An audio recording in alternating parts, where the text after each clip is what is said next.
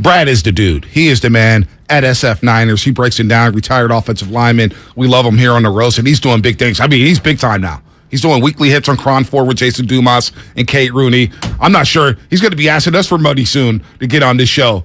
Hey, what's the fee, Brad? What's the fee for you? But we had to catch you a couple times because a lot of things were going on with the Golden State Warriors. But we got football back after the bye week. Niners and Chargers at Levi's. The Chargers coming in at 5-3. Niners coming in at 4-4. Good morning, Brad.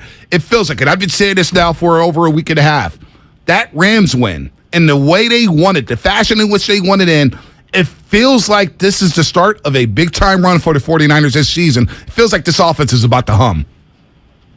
Bonte Butch, thank you as always for having me on. I'm glad we could connect after the bye week and especially after that win against the Rams, because after that loss to the Chiefs, making it 2 with the Falcons game as well, I think we spoke before the Falcons game, it felt like the 49ers could be turning in the wrong direction, but of course they make the Christian McCaffrey trade, and then they take care of the Rams heading into the bye week, and it really propelled them and put an energy not only into the team, but I think into the fan base. Just really propelling them. And you look at the schedule, it looks like an awesome opportunity for the San Francisco 49ers to go on a pretty legendary second-half run here. When they added Christian McCaffrey, I think a lot of 49er fans were like, oh, okay, know him in fantasy. I've seen him a few times. He's a really good player. And then we watched him play, and it's like, oh, boy. He is a fantastic player. Didn't know he was that tough. Didn't know he was that versatile. I feel like he might be the best player on the 49er offense right now. What do you think, Brad?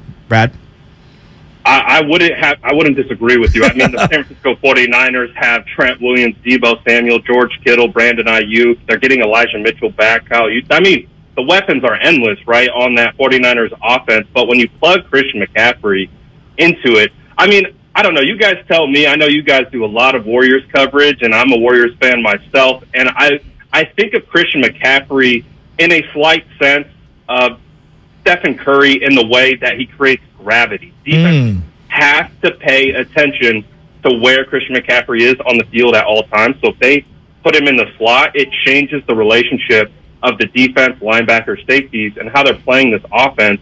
And then we know Kyle Shanahan. He's going to go the opposite direction, or he's going to attack the weak spots in the offense that they or defenses that they show. So Christian McCaffrey is just an electric player. And of course, we're in the Bay Area, so we've watched him since he's been at Stanford. And it's been phenomenal to see his career up until this point, but to see him in a Kyle Shanahan offense right now, I mean, it's electrifying. You know, Brian, and we're talking to Brad Graham. SF9ers does a great job covering the 49ers. Check him out on YouTube, Instagram, and, of course, Twitter. He brings out the best 49ers content out there. You know, you bring up Christian McCaffrey and the gravity, and there's one play that sticks out to me, which leads me to believe this offense is about to explode. Second quarter, you know what I'm talking about. McCaffrey goes out to the flat. George Kittle goes down the seam. And the linebacker, Ernest Jones, number 53, is like, oh, my gosh, number 23 is in the flat. I got to run. And Kittle's wide open down the seam for a 20-plus yard gain. Now it's like, when's the last time George Kittle was that wide open? So to speak of the gravity, that's what happens here. That's why when you insert Deebo Samuel, what is he going to do with the extra space with Christian McCaffrey on the field at the same time as him? Oh, my goodness. I can't imagine what Kyle's going to be cooking up with Deebo Samuel and Christian McCaffrey. Basically both positionless players. You could put them out in the slot, you could put them out wide, you put them in the backfield, and having those players on the field at the same time, it's going to be a lot of fun to see what Kyle's cooking up, because we all know Kyle loves scheme manipulation. So those two players are the epitome of manipulating pre-snap and post-snap, and that play that you brought up, Bonte, was the perfect example of the gravity, because when we see George Kittle go out into passing routes, he's either bracketed or he's double covered. It's really hard to get Kittle free. And with Christian McCaffrey and now Deebo Samuel coming back, Elijah Mitchell's going to be back, I'm really excited to see what this offense looks like. And we've seen it's been kind of up and down throughout the first half of the year, but I think they're really going to kick it into gear in the second half. Brad, who's the guy who's playing at the highest level but isn't getting the proper, praise for how well he's playing? I am a big offensive line guy, and I study the offensive tape every single week when it comes out, and I really watch the O-line. I don't think, I'm giving Aaron Banks a lot of respect, but I don't think he's talked about enough. I think Aaron Banks is having a phenomenal season. He's playing with Trent Williams to the left of him, arguably the best offensive lineman in the world. I think Aaron Banks arguably is putting up better tape this year in his first full season as a starter. He is proving to be phenomenal in pass protection. The way he reads stunts, reads blitzes, passes them off. He's always on his keys. I'm really excited with the play of Aaron Banks, with a lot of questions that we had. And you know, we were at training camp, and he didn't have the most stellar training camp. And like, oh no, are they going to put Poe in at guard? Like, we had those conversations, and to see Aaron Banks come on the way he has, and just really, you know, he hasn't given up a sack this year, and he's played some elite interior defensive linemen: Chris Jones, Aaron Donald, Grady Jarrett, Derek Brown. The list goes on, and he's done a phenomenal job. So I think Aaron Banks deserves a lot of credit. Brad Graham here on the Morning Roast on 95.7 The Game does a great job covering the 49ers. Follow him at TheSFNiners, YouTube, Instagram, you name it. He's got all the follows there. He has all the great content. You heard him breaking down Aaron Banks there at left guard. Looking at the Chargers here, they've got some injuries, but the one matchup I'm looking for on the flip side is Austin Eckler versus Fred Warner Jr. Now, I don't know the status of Drake Greenlaw. I don't know if he's in and out. Maybe you could touch on that, but Fred Warner Jr. shadowing Austin Eckler is the matchup to watch for me when it comes to the Niners defense against the Chargers offense. Well, we've made a lot about Christian McCaffrey, right? And you look at the Chargers' Austin Eckler, he's their version of Christian McCaffrey. He can be used in a multitude of different ways, whether it's pass catcher or as a runner. He's just a slippery running back. And the 49ers sounds like they're going to be getting Drake Greenlaw and Azeez Al-Shaair back. So that's going to be huge for them and that defensive linebacking core, and just getting those three studs back on the field. When you look at that offense that's led by Justin Herbert, Herbert can put the ball wherever he wants. He has an amazingly talented arm, and he can really fit the ball into tight windows. And I think, but we also understand Keenan Allen, Mike Williams most likely won't play in this game.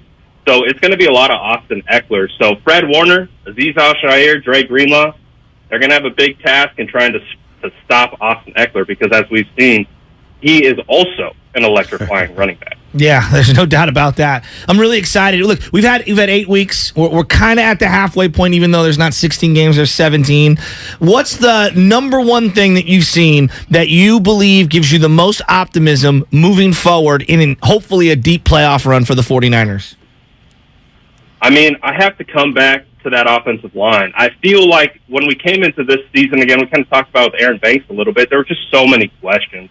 With Jake Brendel, Spencer Burford, Mike McGlinchey with his leg, and we also know that Trent Williams was going through some injury concerns. But I really do believe that they have been a foundational piece up until this point. And with these added weapons in the Kyle Shanahan arsenal, I think the offensive line is going to continue to propel this team forward, because we understand they want to run the football. And when you look at the Chargers, they have the 32nd ranked yards per carry in the NFL, so they are susceptible to being gashed by the run. And so I think the 49ers, looking at this week, have an opportunity to do a lot of damage in the run game. What's the number one thing that you're most concerned about that could be an Achilles heel and set them back if they want to make a deep playoff run?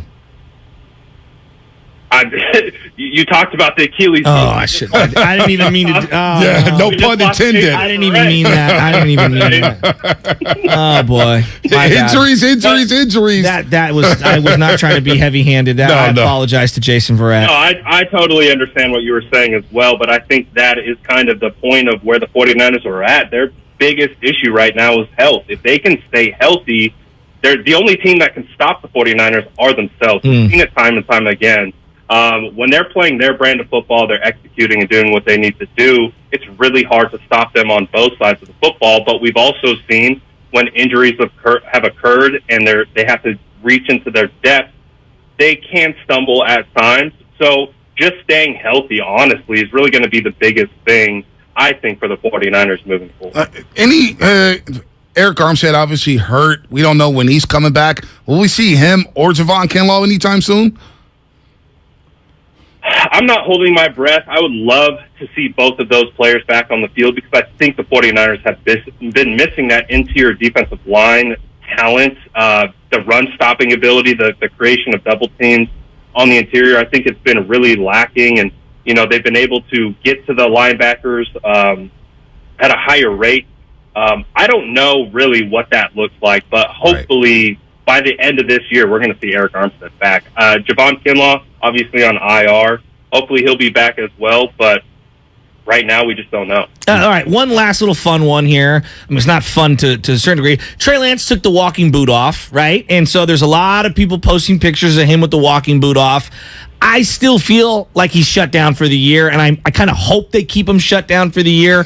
Do you hold out any hope that maybe he could, return in some sort of a backup role off the IR? Or are you like me where you kind of want to see him maybe just get fully healthy and be right for next year?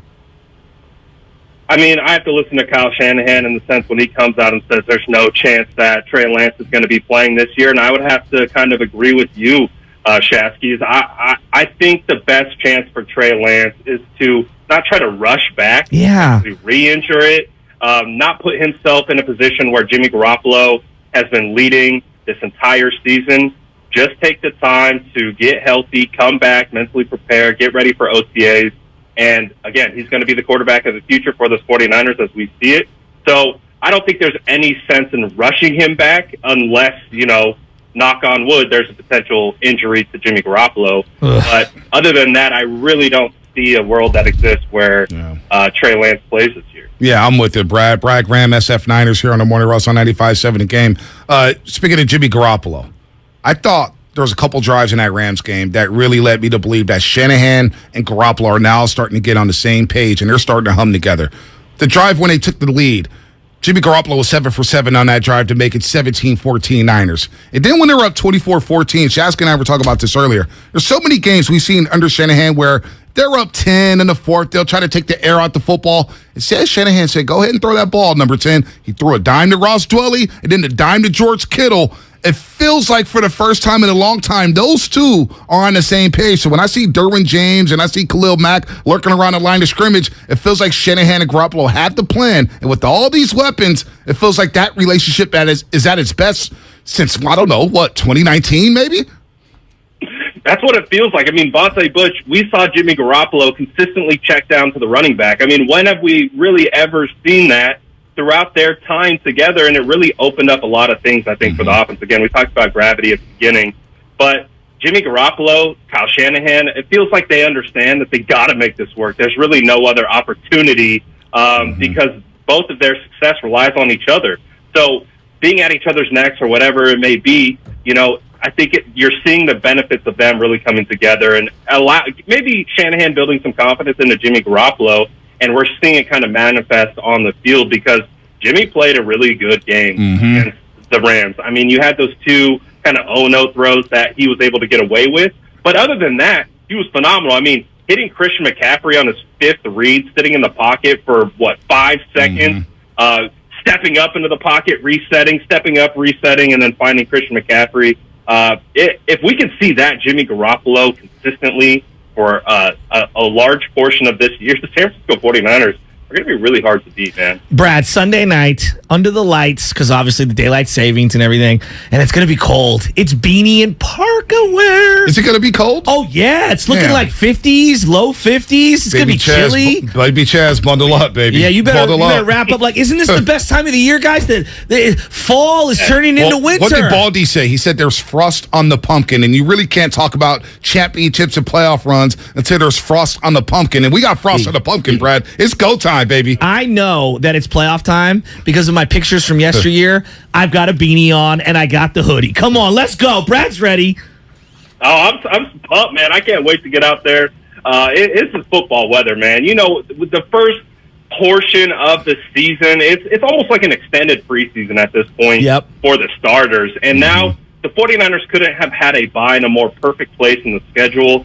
And with the additions and the pieces and the health that they're getting back, man, I'm super pumped. This game against the Chargers on prime time. You had Mike Tirico on before this. It's absolutely legendary interview, by the way, guys. How great is he? Dude, he's so good. He's one of my favorite broadcasters. Me too. He really is. He's just so good.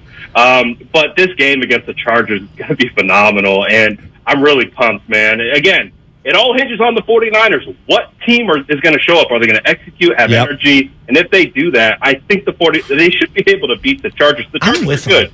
Yep. They are good. But if they perform at their level, what's stopping them? Let's go. I mean, with McCaffrey giving a jolt to this entire roster to beat the Rams the way they did, and you see the Seahawks who are playing in Munich, Germany, we'll be watching at 6:30 in the morning. It's all set up to be another race between the Seahawks and the 49ers out west, and you got the Cowboys and Eagles. This is setting up to be a special, special time, man. I really believe Jimmy Garoppolo, Shanahan, and his core are going to go on a run here in the second half of the season. Yeah, I do too. Hey, Brad, before you get out of here, I'm looking at the backdrop. If you're on YouTube, you can see this beautiful backdrop that you've got set up back there. How much negotiating, I'll say, did you do with the significant other to be able to have a room dedicated to sports? Because I know how I'm in the industry and my wife still fights me. I open the door for my friends. They're like, this is such a cool studio. And she's like, I hate that room. Okay, so I'll peel back the curtain a little bit. It wasn't as much negotiating with my wife. It was more negotiating with my daughter. Because I had to be like, honey, we're going to have to, you and my second youngest are going to have to share a room because daddy needs his ability to do his work. That was where the negotiating came from. My wife was all on it. She understands what we're cooking up over here, but it was the daughter I had to convince. It She's looks on great. board now, but I appreciate it. I haven't gotten there yet. I'm probably You're broadcasting from the nursery. I know. Hey, with no memorabilia up, I couldn't put anything up there. Even a 95-7 the game backdrop. Now take that down. You're messing up the nursery. All right, Brad. Good stuff, Brad. As always, Hope man. to We see you love you. Sunday. Yep, no doubt about it. Follow Brad Graham at TheSFNiners. Brad, always a wealth of knowledge when it comes to the 49ers and the rest of the league. Thanks so much, Brad. I appreciate you guys as always. Thanks. Anytime, Brad Graham, one of the best. Oh, Cron 4 too, every Sunday, man. This guy's doing work out there, man. Weeklies with Cron 4. I feel like, we helped him get there. No, I'm kidding. Brad does great work on his own, Are you now doing the rad niche I made you? No, I will never do that.